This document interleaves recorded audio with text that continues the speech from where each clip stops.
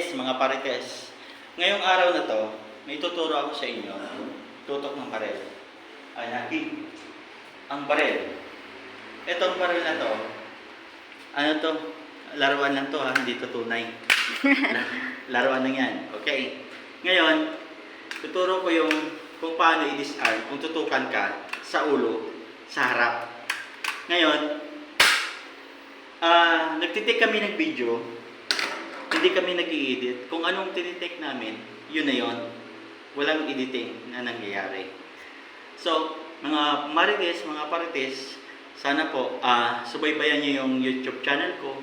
Mag-subscribe kayo para updated kayo every time na may upload ako. Ay notification bell, tapos share para maraming makakaalam, maraming makakakita at matuto sa technique. Napakasimple lang, magagamit mo to in case na dumating sa iyo emergency na gano'n, yung natutukan ka, at least alam mo kung paano kukuhanin. Pero kung sakali naman dumating sa iyo na natataranta ka, kinakabahan ka, nako, wag mo munang ituloy kasi mapapahama ka lang. Ganun lang kasimple. Hindi ako eksperto, hindi ako magaling, kunti lang. So ngayon, bibigyan ko kayo ng sample kung paano i-disarm yung baril pag tinututukan ka. Okay? Ito yung baril. Ito yung aking attacker. Napakalaking mama. Okay. Okay. First, pag tinutukan yung ganon, ang tendency mo, aangat ang kamay. Normal lang yun. Sir, anong problema? So ngayon, ang cut mo, ito ang caption. Lakasan mo lang to. Pag malakas yung tira mo to sa joint niya, tsaka dito sa likod, babagsak yung baril. Okay. Ito, pagkuha. Oh! Yon yung isa. Okay. Pangalawa, Michelle dito sabi. Ito yung pangalawang technique din na at least may option kayo. Okay. Pag kinuha mo ito dito, ay ito pala, hawakan mo to. Kailangan grip mo to yung daliri niya kasi nasa trigger. Tapos itong kamay mo, nakahawak dito, aikido yan. Ang tawag yan. Ngayon, pag i-turn mo to, hakbang ka, paa, yan, puputok yan. Ang trigger sa kamay niya, siya yung nagputok sa sarili niya. Okay, ganito yun, isa pa. Yun. Tingnan mo rin yung unang hakbang ng paa. Ito. Okay. Unang hakbang, kaliwa, iwas, sigurado puputok na yan. Okay. Pangalawang hakbang, ayan o, yan. Puputok yan. Okay. Isa pa. Okay.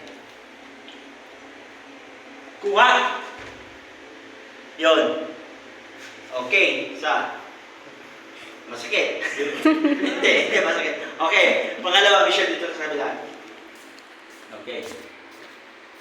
Ito ang pangalawang kuha. Sige, ito to. Kung gusto mo naman iputok sa dibdib niya, ito naman. Ganun pa rin kuha mo, hawak mo dito. Lagi mong ipitin itong daliri niya. Ito susunod niyan eh. Kasi masakit yan. Ito. Siya pa rin yung pumutok sa dibdib niya.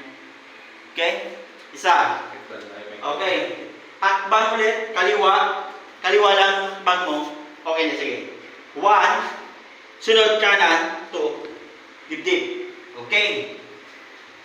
Pangatlong technique. Okay. Putok ulit. Ito naman, ang putok nito doon sa baba niya. Okay. Nakatutok ng ganon. Ang hawak mo naman, dito ang hawak mo pa rin ang finger niya. Ito yung trigger.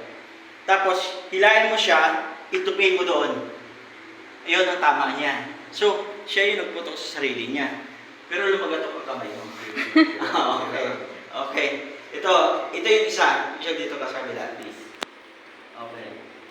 Ito pang isa pang technique na pwede mong gawin. Okay, ito. Una naman, dito ka. Angat. Pag hakbang mo dito, tatamaan mo, kailangan may strike ka eh. para ma-distract siya. At saka itong hawak mo na, sigurado puputok na yon.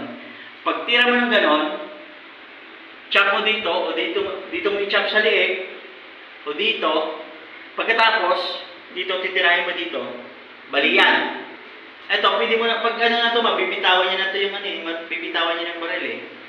Ngayon, pag tinira mo ganon, siya, yan. Ito yung tama, joint din. Hawakan mo dito, pag hinawak mo dito, dito pala nakatayo, pwede mo nang balihin ang tuhod niya. Pero huwag mong bitawan itong kamay na to, kasi sigurado, kung hindi hawak niya pa yung baril, baka ano yun, makaano pa siya, makaputok pa siya. Pero sa tama niya dito sa mukha, at saka chop mo sa liig niya, itong isang kamay niya, hindi na-distract na yan, wala nang lakas yan, kasi na-distract siya sa, ano, eh, sa mukha niya.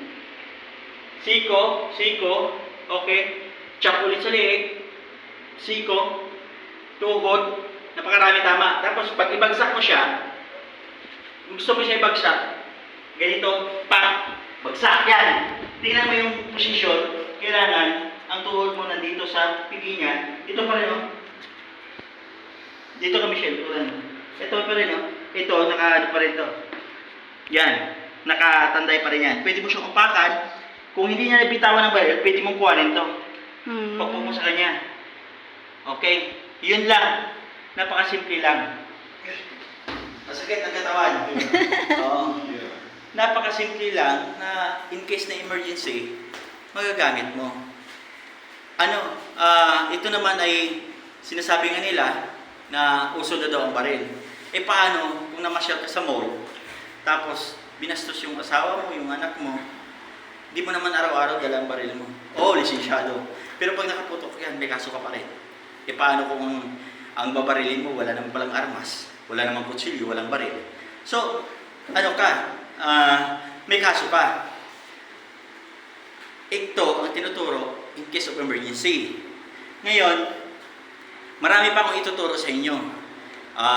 Arnis, tutok ng kutsilyo, disarm ng kutsilyo, disarm ng disarm ng baril. Tapos street fighting, tapos ang ano pa, yung sa arnis, disarming din. Yung wala kang pamalo, yung kalaban mo may pamalo, magagawa natin ang paraan yan, makukuha natin yan. May paraan lahat yan. Kailangan mo lang kailangan mo lang subaybayan ang bawat upload ko.